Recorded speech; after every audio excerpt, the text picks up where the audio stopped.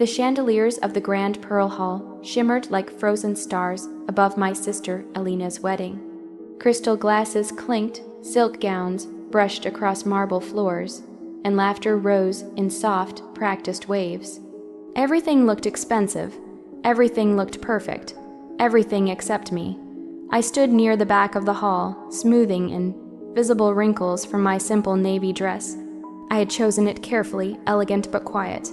My mother had warned me twice not to draw attention. Tonight was about Alina, the pride of the family. The successful one, the beautiful one, the one who had married up. Relatives floated past me with polite smiles. "So what are you doing these days?" one aunt asked, already half distracted by someone more important behind me. "I run a cleaning company," I replied, her eyebrows lifted slightly. "Oh, that's nice, nice. The kind of word people use when they don't know what else to say." Later during dinner, I overheard my father laughing at his table of business acquaintances. "Yes, Alina always had ambition," he said proudly. "She knew she was meant for something bigger." Someone asked about me. My father waved his hand dismissively, not even glancing in my direction. "She just cleans houses, keeps herself busy." The table chuckled politely. "Just cleans houses." The words sank into my chest like cold stones. They didn't know about the 4 a.m. mornings when I scrubbed floors beside the women I hired because I couldn't yet afford supervisors. They didn't know about the nights I studied contracts and tax laws from free online courses. They didn't know that Sapphire Domestic Services wasn't just cleaning houses. It managed luxury villas, corporate offices, and high-rise apartments across the city. They only knew what sounded small. Across the hall, Alina looked breathtaking in ivory silk, her smile effortless, her posture flawless. She caught my eye and waved lightly. I waved back. I loved my sister.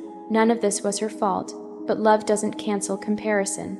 My mother stood to make a toast, tapping her glass. "We are so proud of our daughter Alina," she announced warmly. "She has always reached high and chosen wisely." Applause filled the room, and of course, she added, almost as an afterthought, "We are grateful for our other daughter too. She works hard. She just cleans houses, but work is work." Laughter rippled again. Heat flooded my face, but I forced a smile. Work is work. Yes, it is. But dignity is dignity too. And as the music swelled and the bride and groom rose for their first dance, I made a silent promise to myself. One day, they would say my name without shrinking it.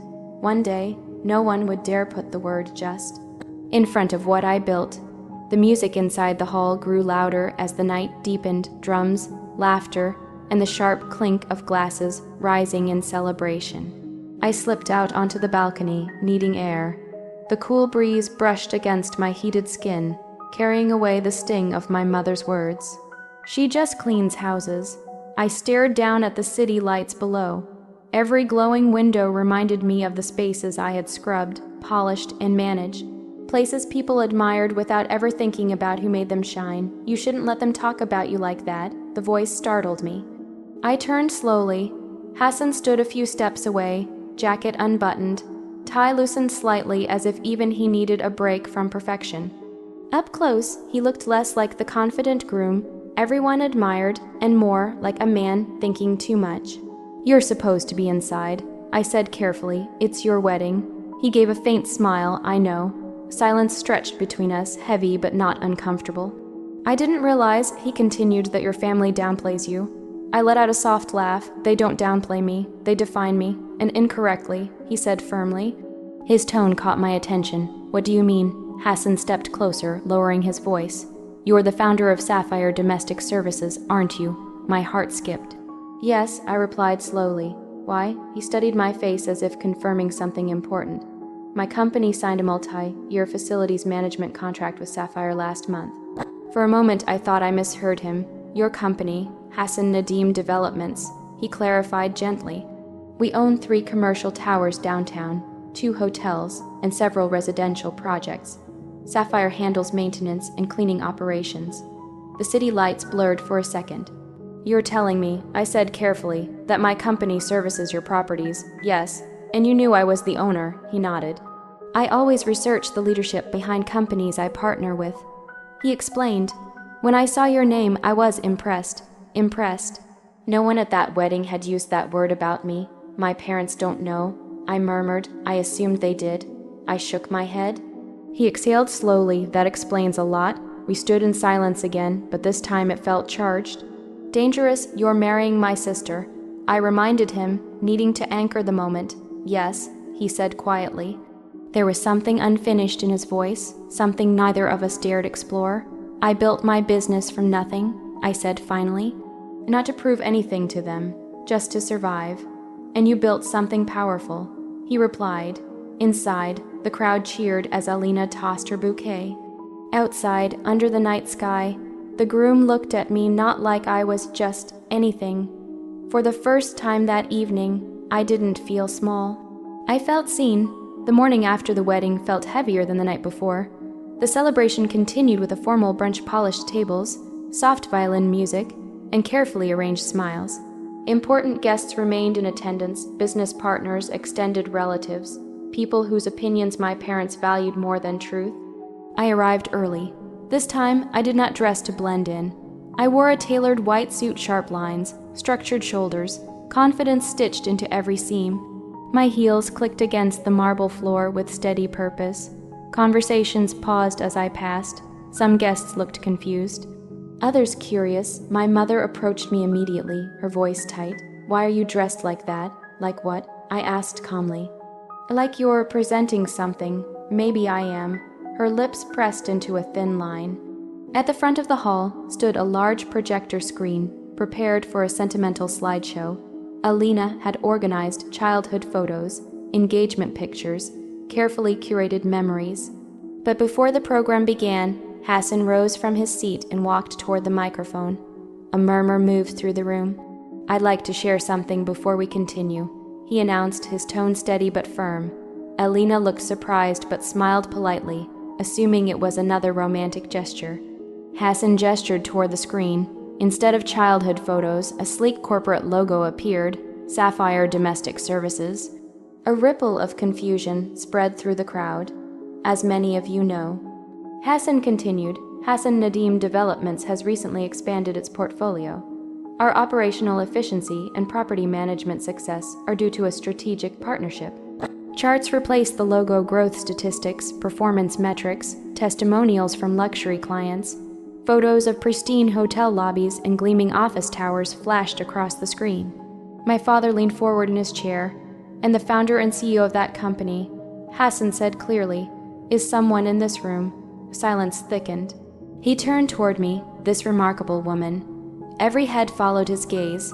I walked forward slowly, aware of the weight of every step. My heart pounded, but my spine remained straight. "I started cleaning houses," I said into the microphone. My voice did not shake, because we needed money, because no job is beneath dignity. The room was utterly silent. "Yes," I continued, meeting my parents' stunned expressions, "I clean houses, I clean offices, I clean luxury hotels and corporate towers." A pause. "I also built a company that employs over a dozen women who were told they were just something too." A quiet clap began from one of the business guests. Then another, then many. Applause filled the hall, not polite this time, but genuine. My mother's eyes glistened, though I couldn't tell if it was pride or shame. My father sat frozen. Alina's smile had faded into something complicated: shock, confusion, maybe even betrayal. But this wasn't revenge through cruelty. This was revelation, and for the first time in my life, I wasn't standing in anyone's shadow. I was standing in my own light. The applause didn't fade quickly. It lingered in the air, thick and undeniable. Not forced, not polite, real. I stepped back from the microphone, but something had already shifted in the room. The same relatives who had laughed the night before now looked at me differently, curious, impressed, calculating. Businessmen whispered to one another. A few even nodded in approval.